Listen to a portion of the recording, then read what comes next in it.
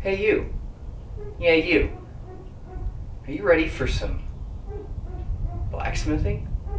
Is that what you're here for? Yeah, I bet it is. Well, that's great, because today we're doing a thing. A fun thing. We're making a ring. Not that big, like a ring. Actually, it's for my brother, kind of ring. Maybe making him a ring. It'll be fun. It'll be great. It'll be a party.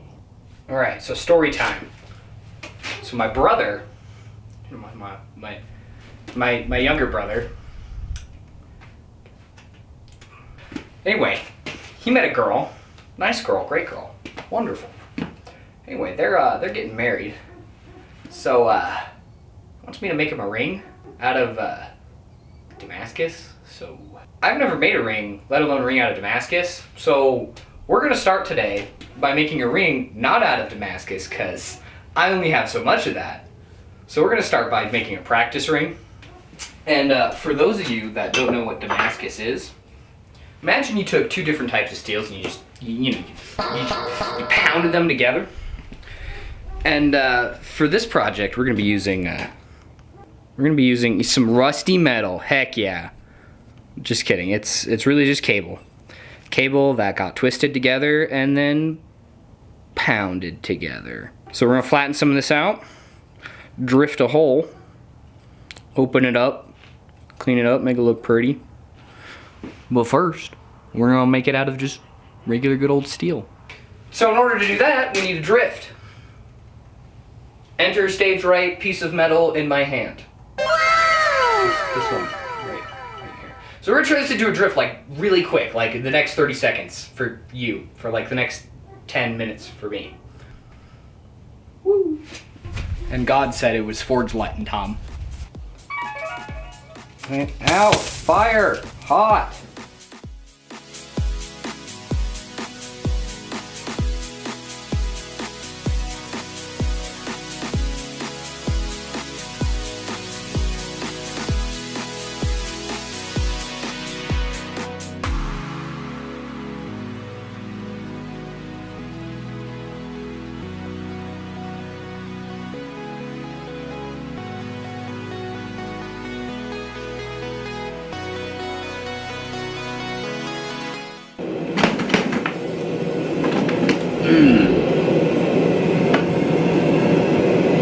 Shit.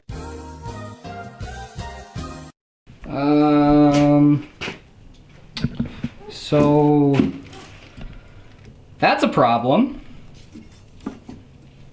I don't think it's supposed to split like that. So I was over here, I was forging, pounding away in that last clip, and all I hear is a little clink and a bolt fall. And I'm like, oh, that's not good. So I keep going, and like a hit later, that happens. I guess that's why you, buy things that are professionally made and just don't do it yourself. But I'm cheap. And lazy. I guess you're going at it with the hand hammer instead.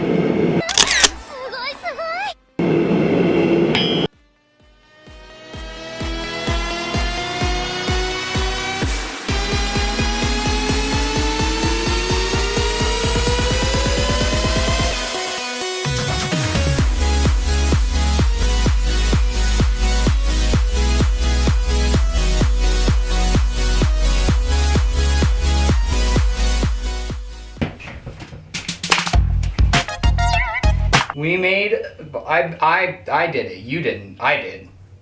I made a drift. So we need this for the inside of the ring. We're gonna take a piece of metal, we're gonna punch a hole. We're gonna drift it open with this bad mamba jamba.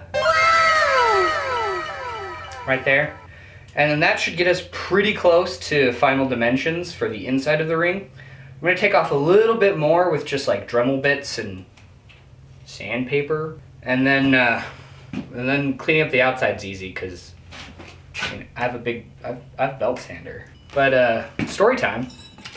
this piece of metal right here, I was on a trip one time, and my brother, the one I'm making this ring for, he asked me a question. He said, "Yo, bro, can I do some blacksmithing in your coal forge?" I was like, "Sure, why not? What the heck?" Well, he thought, hey, you know all of his really nice round pieces that are cut to exact dimensions that he got from the steel factory? You know, those that he paid money for? Yeah, let's use those. The ones that he needed for projects. Not all the cheap spring metal that is actually good for knives, all that. So he took, pretty sure it was 1 inch round, pounded it out flat, you know, nice and flat like a pancake. And so I'm gonna use it for the test ring now. That's all. I'm gonna punch it now and drift it open, make a ring.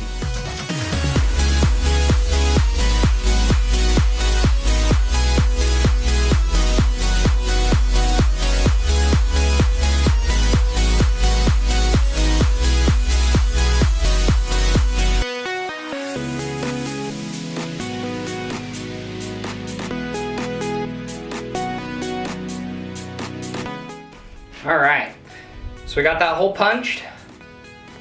Now we just gotta clean it up, make it look like a ring.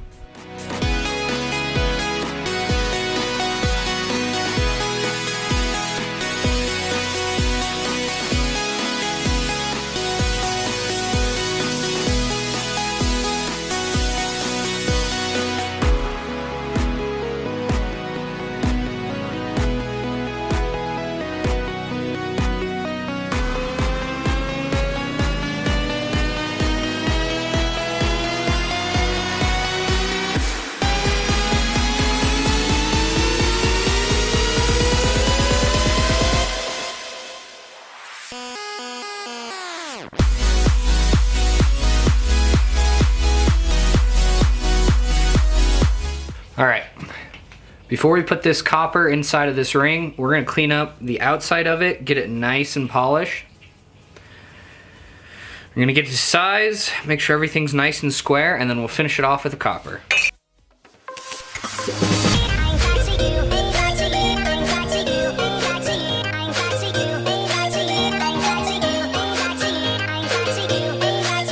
So I made some scribe lines, and now I'm gonna cut it, you know, with some super fancy household scissors. I love working with copper. I don't have to like heat it up and like, it's great. 10 out of 10. All right, so I also measured out the length. So now that we've cut this, I'm gonna go quickly clean up the edge that I just cut so it's actually to my scribe line, so it's the right length. Okay, so now we did that so that when we bend it, we can bend it into a ring and not have to worry about the ends not curling, because we'll just, literally what we're gonna do, maybe, hopefully, possibly, maybe, so we're gonna line that up. We're gonna take the scissors, we're gonna give it a snip. Yeah, that turned out great. Nice and round. 10 out of 10, best round thing I've ever made.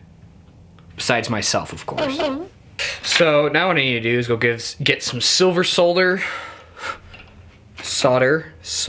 I've heard it both ways, and some flux.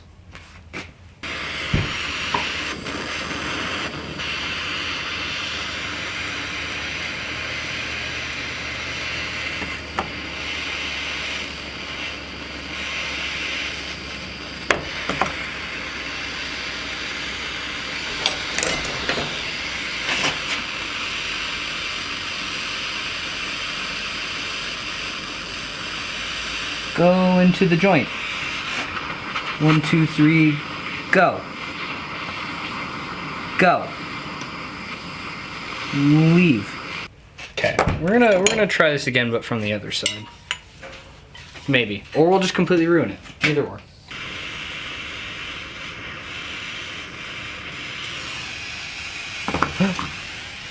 I like that. Okay, it flowed through the joint. That's what I wanted. For those of you that have soldered, you might want to look away. But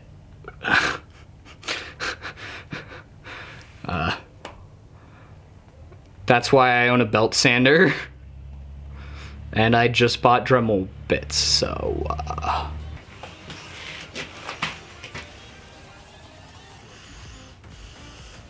well, hey, at least it's good that it's a tight fit.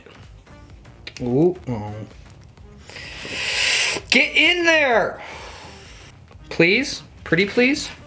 What if I coerce you with a hammer, huh? Yeah, you like that? I don't. Makes me think I'm rolling up an edge. Dang it.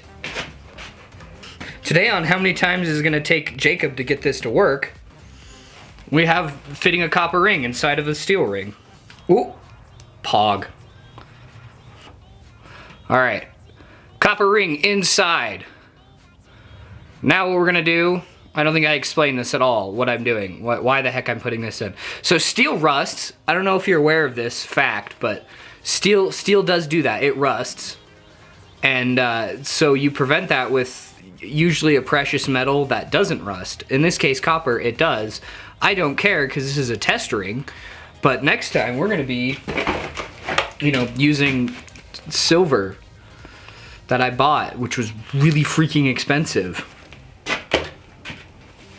For, the real one, for the Damascus one. But, I figured I'd test silver soldering and fitting a ring and all that. So, that's what we're doing. So, now the last thing, I just got to roll this copper over, clean up the inside, polish, make it look pretty, and I'm done. Hammer time. Dude, I'm so happy with that. Like, I'm thoroughly surprised that this ring turned out as good as it did. So we just need to polish up the inside, make that nice and shiny. And we'll do that with the Dremel. So you'll just get a quick montage of that, but for me it'll be like, 3 hours of polishing. And also there was some copper that rolled up just a little too high on here. So I'm gonna take it back to the belt sander at probably a 320 grit and redo this bevel here and kind of touch up that copper. Oh my goodness. I don't want to touch this anymore. Like, it's that clean and shiny.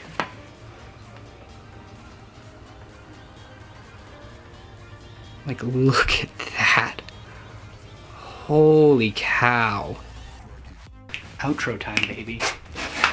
Well, if you're just as surprised as I am that this turned out, I guarantee you I am more surprised. Like, thoroughly more surprised that this turned out. But next time we'll do it again, but with Damascus. So there'll be more steps, more expensive materials, more opportunities to mess up, but now I have the knowledge. There's a lot of things I learned on this that next time will hopefully come out in a Mo Gooder product made out of Damascus and silver. It'll be fun. It'll be great.